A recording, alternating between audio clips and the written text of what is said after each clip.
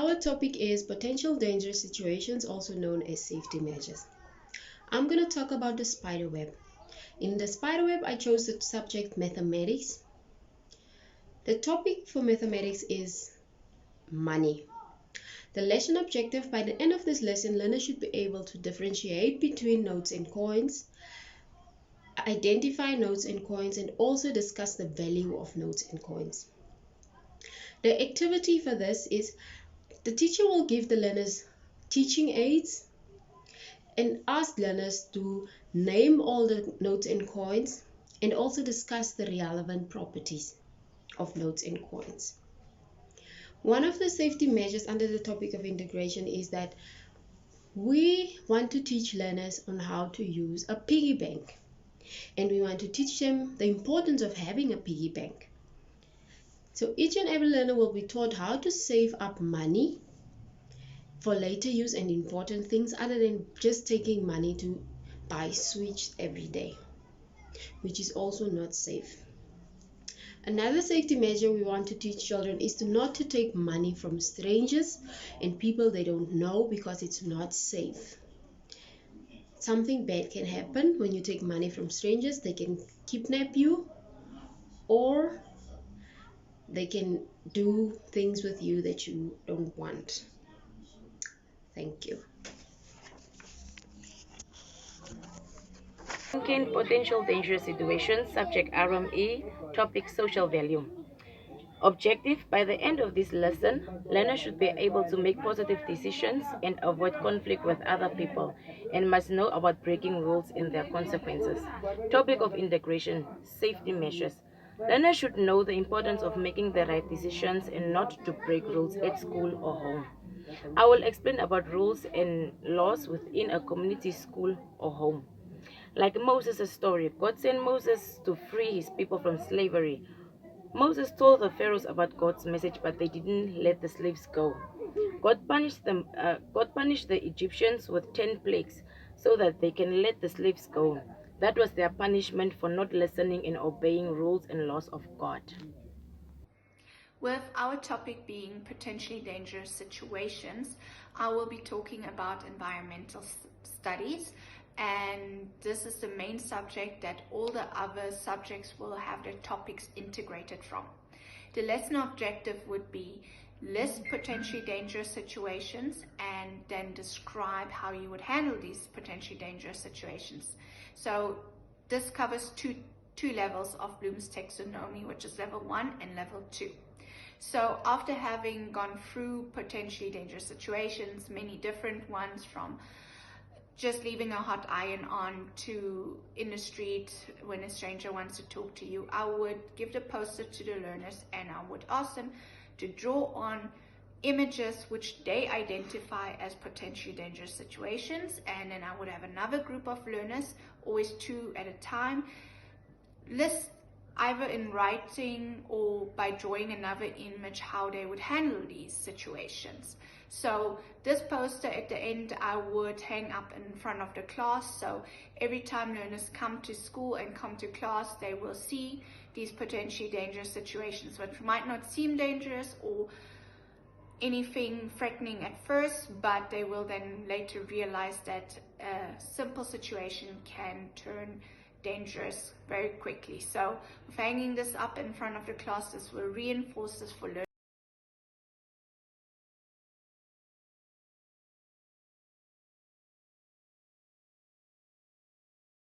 Presentation of the video. The topic is Be Safe, focusing on the safety measures at home. The lesson objective will be, at the end of the lesson, learners should be able to identify, describe, and demonstrate the safety measures at home. These will be some of the teaching aids that we will use in our lesson, and we will use a song to introduce our lesson. Okay, what does being safe at home means to you? Being safe at home means that you should take care of yourself in order not to hurt yourself or to injure yourself, or keeping yourself out of injuries. There are some measures that you need to know or to keep in mind when you are at home so you can be safe. These include say no to strangers. You must not talk to strangers. Don't play with sharp objects, example scissors, needles, or knife. And you should not play in water alone. So you need to inform your parents when you want to play with water so they can watch over you. Good day. Our group is taking care in potentially dangerous situations. Our topic is being safe, our subject is environmental studies, and I'll be going through our lesson plan through the activities. The teacher gives the activities to allow the learner to understand that there is ways to be safe at home and not put their own lives in danger. For an example, putting their finger in a socket hole, using box of matches or lighters without any supervision, or even scissors, using it the incorrect way without any supervision. And that also goes with your classroom, not to use your scissors if the teacher is not giving any activities that allows you to use them, and use it with caution and not allow yourself to be harmed or your fellow classmate. Thank you. Good day.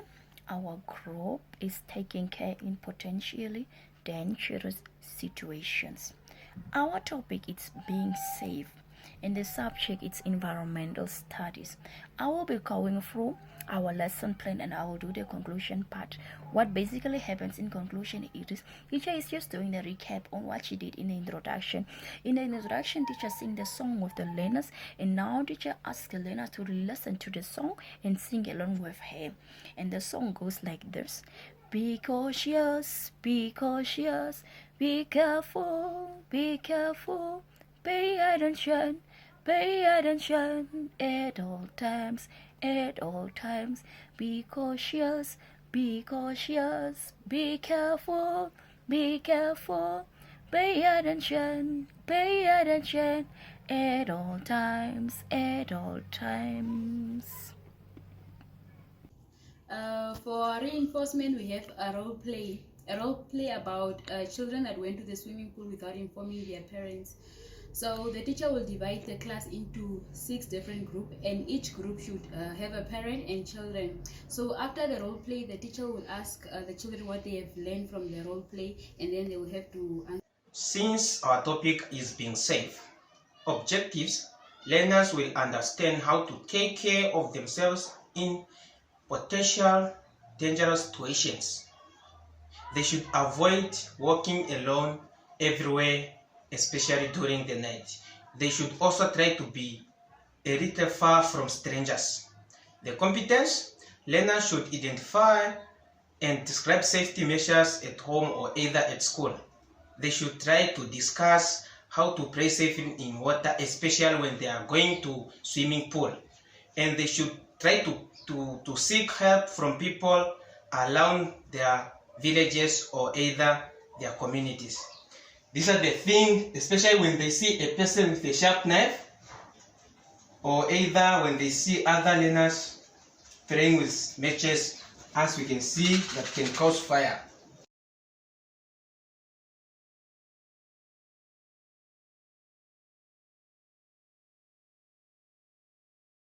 For this experiment, we will be needing 4 different size glass objects: a candle, a box of matches, a permanent marker, a pencil, a stopwatch, and a piece of paper.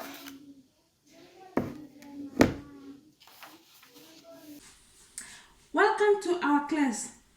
My name is Shikulunda Josephina and I'm going to do our fire candle burning experiment. Like it was mentioned, we will need an empty jar, a match, water, and our candles. Can you believe it? Fire needs oxygen to burn. Just like we humans need oxygen to live, fire also needs oxygen to burn. Now, there should be something to be burned. Fire can never ever occur if there is nothing to burn. For instance, clothes, for instance, paper, for instance, plastics. So in our candles, there is wax. Let's have a look at our first candle. Now, our first candle does not have wax. We are going to take our match and see if this candle will light.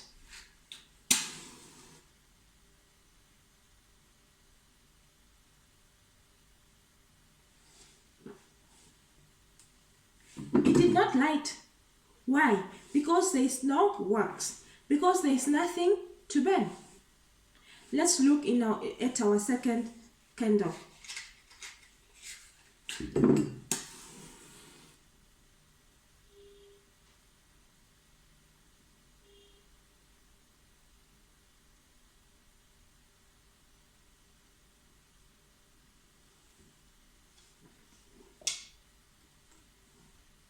There is fire. Why? Because there is something to burn. Because there is air which contains oxygen. That is why there is fire occurring here, because we have something to burn and there is oxygen. Let's have a look at our third candle.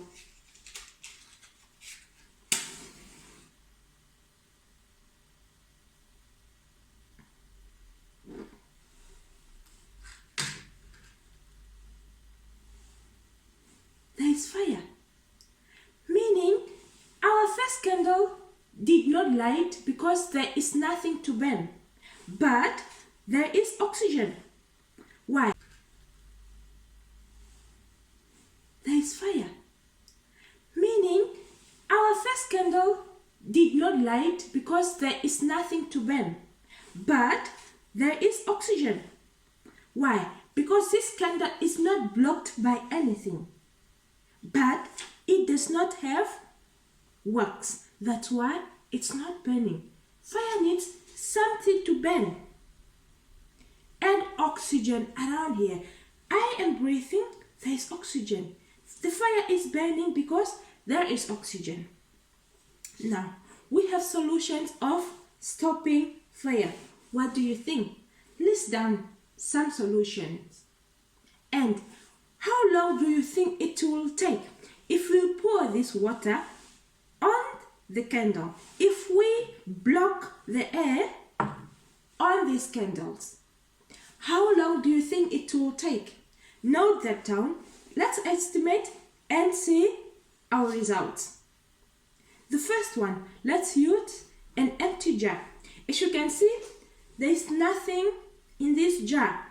Now, if we try blocking the air or putting this jar on top of the candle, it will block the air. The air contains oxygen. So if we block the air that contains oxygen, the fire will go out. Why? Because there is no oxygen anymore. But the wax is still in the candle. There is no oxygen. That's why a fire cannot continue to burn. It will go out. Let's have a look. 1, 2, 3.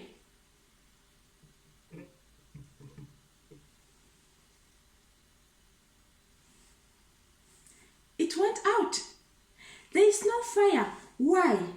Because there is no oxygen anymore in the jar. The jar blocked oxygen. That's why fire cannot continue to burn anymore. Let's have a look at the second solution. The second solution is water. So, if we pour this water on the candle, the fire will go out. Let's have a look. 1, 2, 3. There you go. The fire went out. So these are some solutions of stopping fire. Let's proceed and let's see what our next student will say. As Ms. Josephine took us through our burning candle experiment, we have noticed that fire needs oxygen for it to continue burning. The most important things that fire need is oxygen. Now, if we need to put fire out, we must make sure that the fire is no longer getting the oxygen it needs for it to continue burning. When you come across something that is burning at home, you must make sure that whatever is burning does not get the oxygen that the fire needs for it to continue burning. You do that by pouring water on top or on whatever is burning. You need to cover whatever is burning with something wet, an old blanket or an old cloth. You can put it in water, then you cover whatever is burning with it. Or you can throw sand on top of whatever is burning. That helps us to put out the fire. Now that you know how to put out fire,